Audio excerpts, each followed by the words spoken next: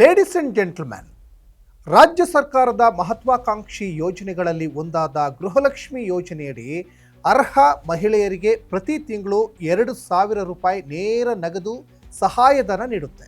ಆದರೆ ಈ ಹಣ ದುರ್ಬಳಕೆ ಆಗ್ತಾ ಇದೆ ಅನ್ನೋದನ್ನು ಸರ್ಕಾರ ಪತ್ತೆ ಹಚ್ಚಿ ಅಂಥವರ ಅಕೌಂಟ್ಗಳನ್ನು ಪತ್ತೆ ಹಚ್ಚಿ ಡಿಲೀಟ್ ಮಾಡಿಸ್ತು.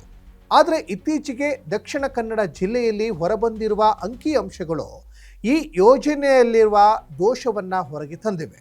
ಅಲ್ಲದೆ ಪೋಲಾಗಿರುವ ದುಡ್ಡನ್ನು ಮತ್ತೆ ವಾಪಸ್ ಪಡೆಯಲಿಕ್ಕೆ ಮಹತ್ವದ ಕ್ರಮ ಜಾರಿಗೆ ತಂದಿದೆ. ಎಸ್ ವೀಕ್ಷಕರೇ, ನೆಲ ಜಲ ಭಾಷೆಗಾಗಿ ಪ್ರಾಮಾಣಿಕ ಪತ್ರಿಕೋದ್ಯಮ ನೀವು ನೋಡ್ತಾ ಇದ್ದೀರಾ ಫೋಕಸ್ ಟಿವಿ. ನಾನು ಸಚಿನ್ ಹೆಮ್ಮಕ್ಕಿ.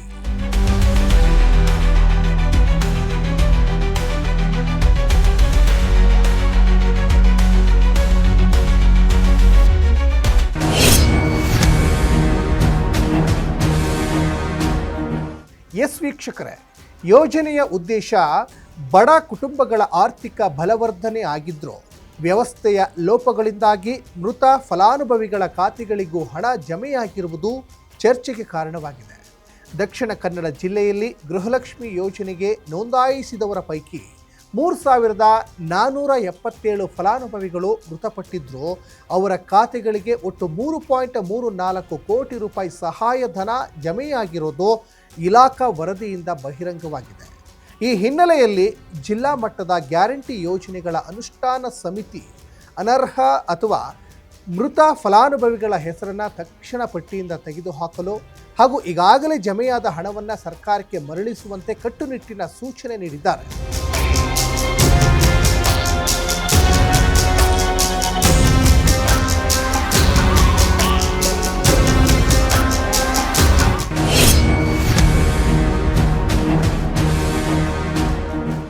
ಹೌದು, ಈ ಘಟನೆ ಗ್ಯಾರಂಟಿ ಯೋಜನೆಗಳ ಡೇಟಾ ನಿರ್ವಹಣೆಯಲ್ಲಿ ಇರುವ ವಿಳಂಬ ಮತ್ತು ತಾಂತ್ರಿಕ ದೋಷಗಳನ್ನು ಸ್ಪಷ್ಟಪಡಿಸುತ್ತೆ. ಮತ್ತೊಂದೆಡೆ ಸರ್ಕಾರದ ಹಣದ ಪಾರದರ್ಶಕ ಬಳಕೆಯ ಅಗತ್ಯವನ್ನು ಕೂಡ ಎತ್ತಿ ಹಿಡಿದಿದೆ. ಇದೇ ಸಭೆಯಲ್ಲಿ ಅನ್ನಭಾಗ್ಯ ಯೋಜನೆಯ ಪಡಿತರ ವಿತರಣೆಯ ಸಮಸ್ಯೆಗಳನ್ನು ತ್ವರಿತವಾಗಿ ಪರಿಹರಿಸಲಿಕ್ಕೆ ಸೂಚನೆ ನೀಡಲಾಗಿದ್ದು, ಅಕ್ಕಿ ವಿತರಣೆಯಲ್ಲಿ ಎಚ್ಚರಿಕೆ ವಹಿಸುವಂತೆ ತಿಳಿಸಲಾಗಿದೆ. ಜೊತೆಗೆ ಸಾರಿಗೆ ಇಲಾಖೆಯಲ್ಲಿ ಸಿಬ್ಬಂದಿಗೆ ಸಾರ್ವಜನಿಕರೊಂದಿಗೆ ಗೌರವಪೂರ್ಣ ವರ್ತನೆ ಬಗ್ಗೆ ತರಬೇತಿ ನೀಡುವ ಅಗತ್ಯವನ್ನು ಕೂಡ ಒತ್ತಿ ಹೇಳಲಾಗಿದೆ.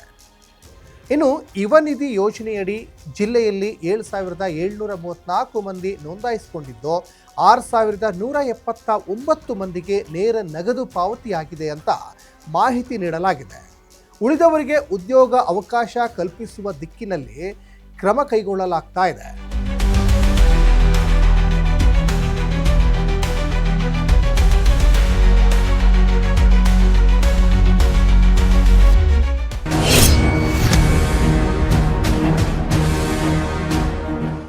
ಒಟ್ಟಾರೆ ಗ್ಯಾರಂಟಿ ಯೋಜನೆಗಳು ಜನಸಾಮಾನ್ಯರಿಗೆ ಆರ್ಥಿಕ ಭದ್ರತೆ ನೀಡುವ ಮಹತ್ವದ ಯೋಜನೆಗಳಾಗಿದ್ದರೂ ಮೃತ ಫಲಾನುಭವಿಗಳಿಗೆ ಹಣ ಜಮೆಯಾಗುವಂತಹ ದೋಷಗಳು ಸರ್ಕಾರದ ವ್ಯವಸ್ಥೆಯ ಮೇಲೆ ಪ್ರಶ್ನೆ ಎತ್ತಾ ಇವೆ.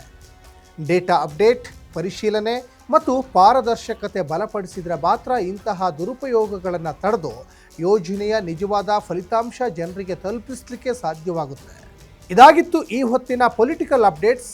ನೆಲ ಜಲ ಭಾಷೆಗಾಗಿ ಪ್ರಾಮಾಣಿಕ ಪತ್ರಿಕೋದ್ಯಮ ನೋಡ್ತಾ ಇರಿ ಫೋಕಸ್ ಟಿವಿ.